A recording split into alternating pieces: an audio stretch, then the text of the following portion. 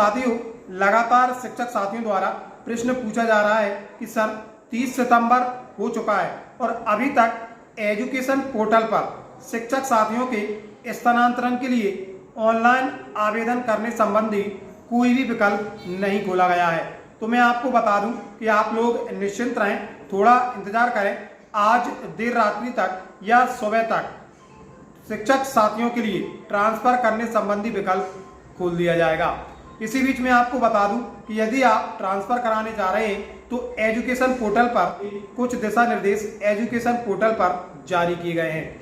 आपको उन दिशा निर्देशों को भली भांति पढ़ लेना चाहिए ताकि ट्रांसफर के लिए ऑनलाइन आवेदन करते समय आपसे किसी भी प्रकार की त्रुटि ना हो।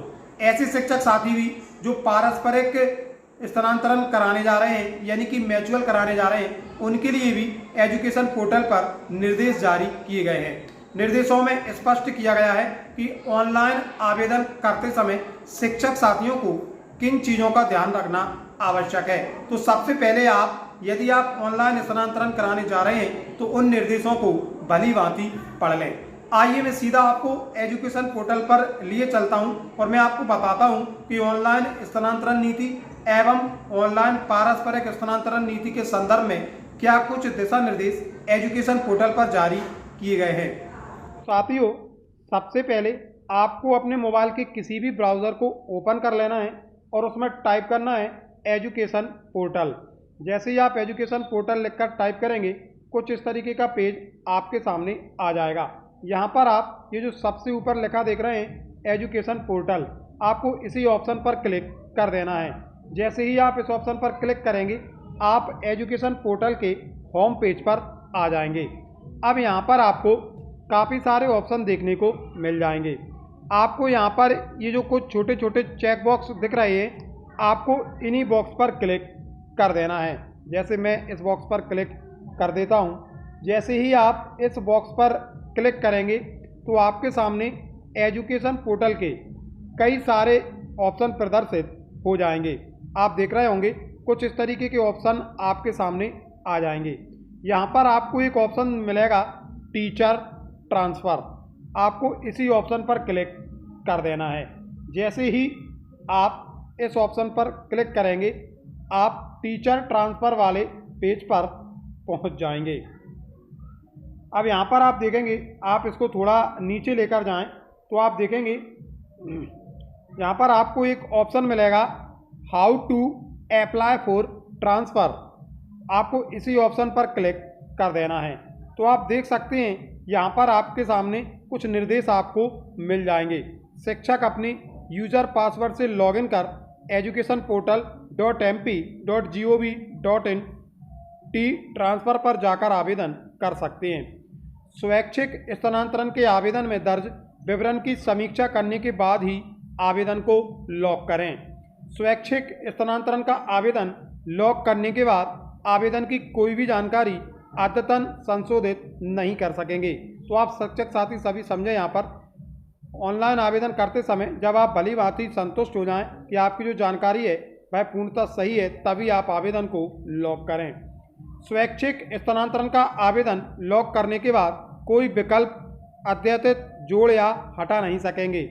आवेदन को लॉक करने के लिए शिक्षक को अपने हस्ताक्षर युक्त आवेदन सह घोषणा पत्र को पोर्टल पर अपलोड करना अनिवार्य होगा। ये था हाउ टू अप्लाई ट्रांसफर, कि आप ट्रांसफ़र के लिए कैसे अप्लाई कर सकते हैं। इसके बिल्कुल नीचे एक और ऑप्शन आपको दिख रहा होगा how to apply for mutual transfer. इसमें भी कुछ निर्देश हैं। शिक्षक अपने यूज़र पासवर्ड से लॉगिन कर educationportal.mp.gov.in ट्रांसफ़र पर जाकर आवेदन कर सकते हैं।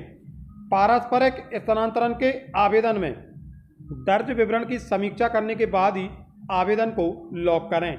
पारस्परिक स्थानांतरण का आवेदन लॉक करने के बाद आवेदन की कोई भी जानकारी अद्यतन या संशोधित नहीं कर सकेंगे।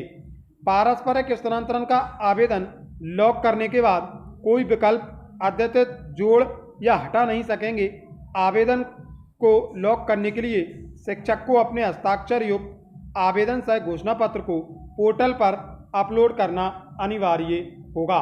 तो साथियों, देखा आपने ऑनलाइन ट्रांसफर से संबंधित एजुकेशन पोर्टल पर ये काफ़ी महत्वपूर्ण निर्देश जारी किए गए हैं और मैं ये समझता हूँ सभी शिक्षक साथी जो ऑनलाइन ट्रांसफर में हिस्सा लेने जा रहे हैं, एजुकेशन पोर्टल पर जो निर्देश दिए गए हैं उनका भली भांति अवलोकन कर लें, उन चीज़ों को अच्छी तरीके से समझ लें। कुल मिलाकर इसका सार यही है कि आप यदि आवेदन करने जा रहे हैं तो आवेदन आप उसी स्थिति में लॉक करें जब आप पूर्णतः संतुष्ट हो जाएं कि आपने जो जानकारी दर्ज की है वह पूर्णतः सही है। उसके बाद ही आप आवेदन लॉक करें। यदि आप कोई कमी उसमें छोड़ देते हैं और उसके बाद लॉक कर देते हैं, यदि आप कोई कमी छोड़ देते हैं और अपने आवेदन को लॉक कर देते हैं तो फिर आप चाहकर भी उसमें कोई सुधार नहीं कर पाएंगे। सेम सिचुएशन पारस्परिक स्थानांतरण कराने वाले शिक्षक साथियों के लिए भी है।